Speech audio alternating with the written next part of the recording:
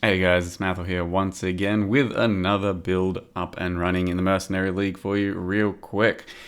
We've been pumping through builds. There's a lot of builds to get to. There's a lot of fun to be had. So I'm trying to only spend a couple, 2 or 3 days on each build and then cycle through the next one as soon as possible. This time around, I'm trying the Spectral Throw Traps. I've wanted to do this thing ever since I saw it right from the start. I thought, hey, that looks like it has potential to be really cool for like screen cluttering and like single targeting and stuff. And in that regard, it doesn't really disappoint. This is what it looks like with absolutely no MTX because I'm throwing the Hand of Wisdom and Action Claw, and these are just little claws being flown around everywhere. But of course, if you get the MTX, which is this Seraph Spectral Throw, then it looks a little something like this.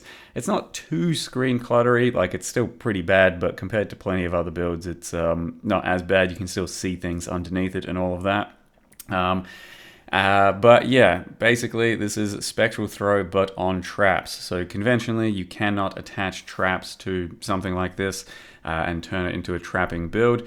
So it just comes pre-loaded as a trap skill, and it's new, similar to Spectral Helix traps as well.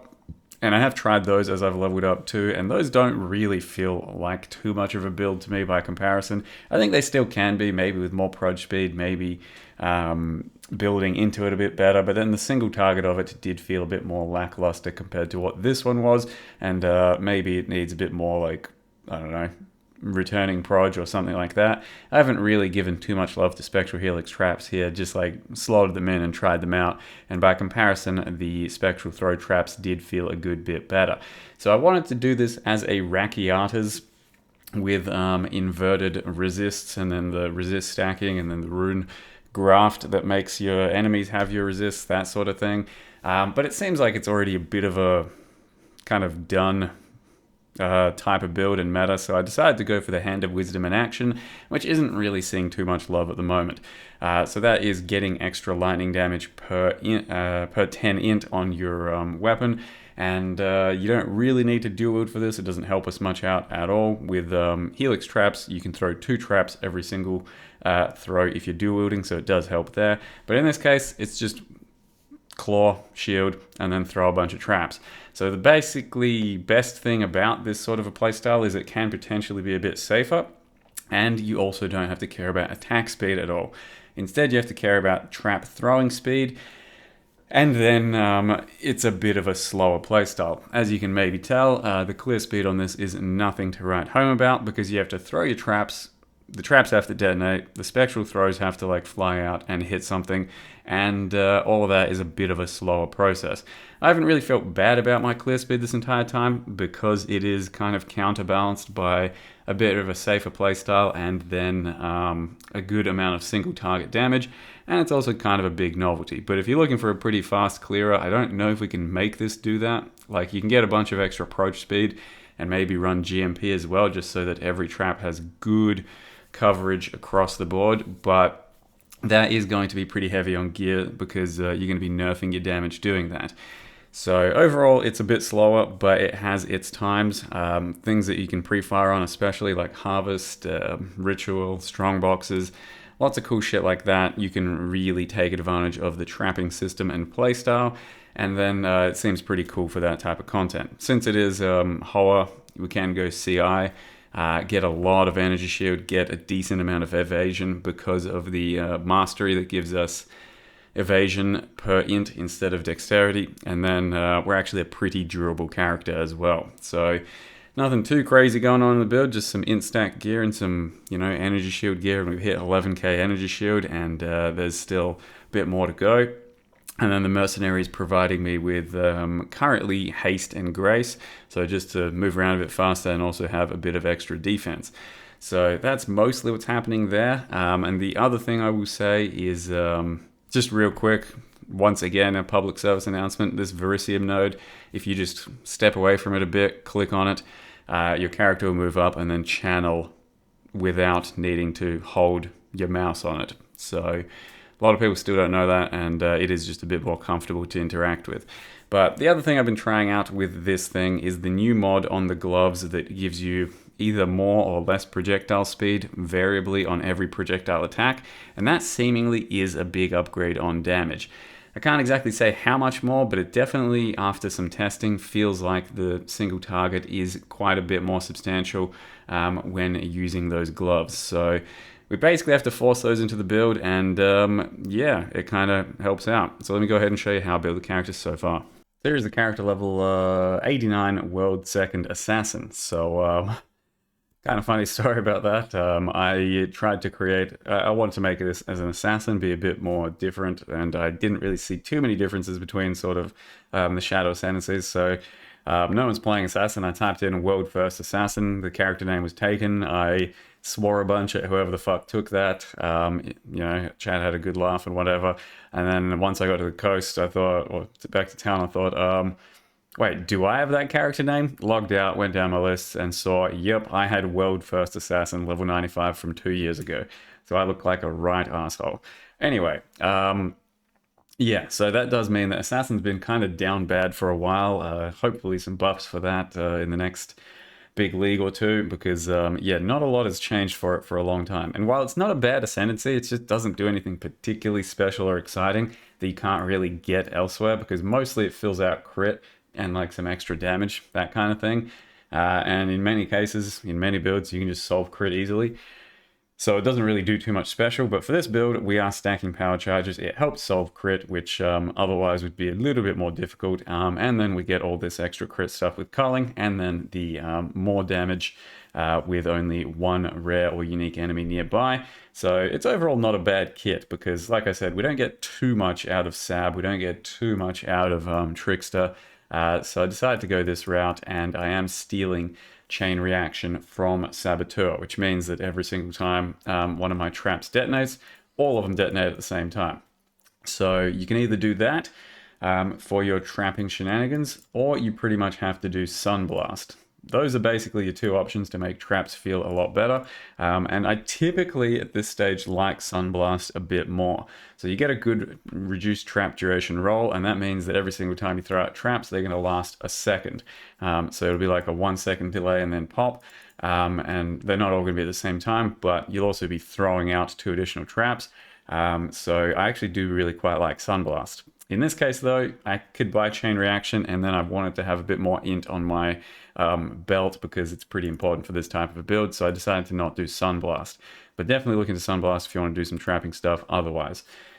So Hand of Wisdom in action is the name of the game here. 12% int, 1 to 12 lightning damage to attacks per 10 int. The attack speed does nothing because we don't care about attack speed. So we get a lot of damage from our int. I'm still kind of building, I think maybe just a little bit more, maybe one more ring slot, but basically we've got Spectral Throw of Trathus, fires projectiles in a circle. Once it levels up, it'll do 5 projectiles, and then I've got a couple extra from my tree. And then, yeah, you freaking throw them out, they come back, and they can kind of, I think, shotgun, maybe because of this. It's really hard to tell what's going on, because even when I throw one trap like this, the projectiles come out, come back, and then they like hit, and it feels like they're overhitting. But with this, it feels like they're overhitting a bit more. So like more of the projectiles will kind of like overlap against the enemy. I'm not too sure. All I can tell you is a bit of an extensive test between Echo of Trauma. I was just spamming these, the bots that you saw at the start of the video. And with and without the gloves, it felt like about 50% more DPS. So I don't know.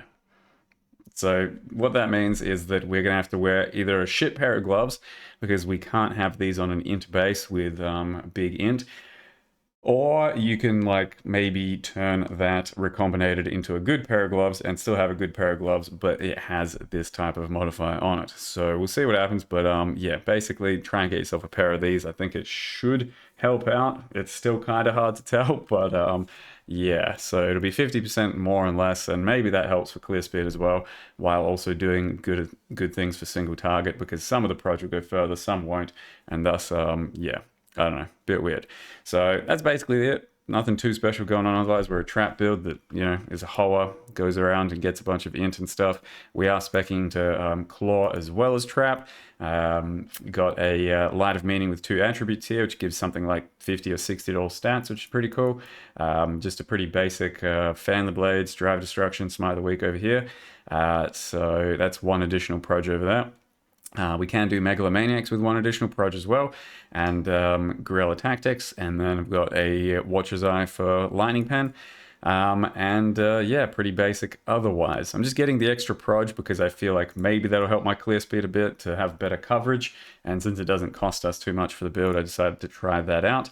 Like I said, once it levels up one more time, I'll get another projectile, so then I'll have 7 projectiles whenever each trap pops. We then have charge traps. That's how I'm getting frenzies and power charges into the build pretty reliably. We are using Swift Assembly, which throws a bunch of extra traps at times. Trap and Mind Damage, Volatility, and Awakened Lightning Pen. Volatility does work pretty well because of our Merc, of course, so never leave home without them. Purple's Toe gives us that lightning damage. Damage of everything we do is lucky, so it'll be less of a shit roll of 900 to 60,000 lightning damage, so hopefully it's a bit more reliable. Grabbed fucking percent int and power charge hat and tried to awaken or orb them together. It didn't work out, so then I just started fundamental fossiling to hit double int rolls, and then we've got a energy shield roll, so that's what that's looking like. Dense fossils on this thing, just hit good prefixes, and then used Eldritch Chaos to get good int suffixes. Boots were pretty easy, I think. Those typically are just like, yeah, essence and try and get some prefix and stuff, and then craft something. The belt, that one is int essences until some good stuff happens, and then a good implicit int there with int essences once again until some okay stuff happens. In this case, I ended up like annulling and then slamming on lightning damage, I think, so it ended up working out pretty well. And then, of course, currently using its series reflection. I don't know if it's the correct play. It does have some good stuff for our build. We could get a bunch more ES and then also double damage focus just from a regular shield, which maybe I should still do. But this is a pretty comfortable shield for our build, and it gives us a bunch of evasion to start things out with. Because as you can tell, my energy shield doesn't go above a certain degree right now, and that is because Ghost Dance prevents it going above our evasion, and my evasion is really boosted by the Grace Aura over here. So if I've got all my flasks up, you can see my evasion goes up to 15k, and then the energy shield goes all the way up. If I'm standing next to my Becky, then I've got something like 40,000 evasion, and that is very reliable indeed. We're just not out and about at the moment. So that's what's happening there. Otherwise, yeah, like this gear won't be too easy to do right now because int stack and CI and stuff is pretty popular thanks to all the powerful tricksters out there wearing Ephemeral Edge. We're doing a hipster version of the build, and it costs more, so take that for what it's worth. But you can technically do traps with pretty much everything. So you can do it with Rakiatas, you can do it with Ephemeral Edge, you can do it with Energy Blade, so all of that stuff will work, and you can fuck around with these traps, and it should be a build that can kind of one-for-one go into most setups if you really want. Like I said, the clear will be kind of worse, the single target may be kind of better, and it'll just be something a bit different. So aside from that, we've got Clarity, Bear Trap, and Discipline over there. We've got Wrath over here. Skitterbots I was using for a while with the new Skitterbot belt in the end, but as well, I just concluded it wasn't really worth it. Currently not even using Skitterbots, they're just there. Sniper's Mark, and then Faster Attacks and Shield Charge, and then over here I've just got Frostblink with Arcane Surge for a bit of mana regen, but I haven't fully finished stuff. Figuring stuff out is kind of a speed run because this is the last bit of time I get for PoE for the next week, as I am going to Shanghai, China for pretty much a full week for a like Torchlight convention thing. They're flying me out and it sounds like a really cool trip, so I didn't want to pass up that opportunity. I would rather stay here and play PoE at the moment because it's still very much fresh to me and there's more builds to do, but I also need to leave the house occasionally to make sure I've looked back on my life and remembered that I did things. So yeah, probably no YouTube stuff for the next week. We'll get back and blast some more PoE, but for now that's what we've got, and we've had some pretty cool builds already. It's been a very fun league with A lot of fun new stuff to try. The MTX here as well, if you're caring. We're floating because the Elementor weapon effect here makes us float, and thus we have this kind of like evil mastermind sort of vibe going on. So that's what we're dealing with. But yeah, hopefully that was fun. I'll see you guys in like a week. Thank you very much for watching. See you guys next time.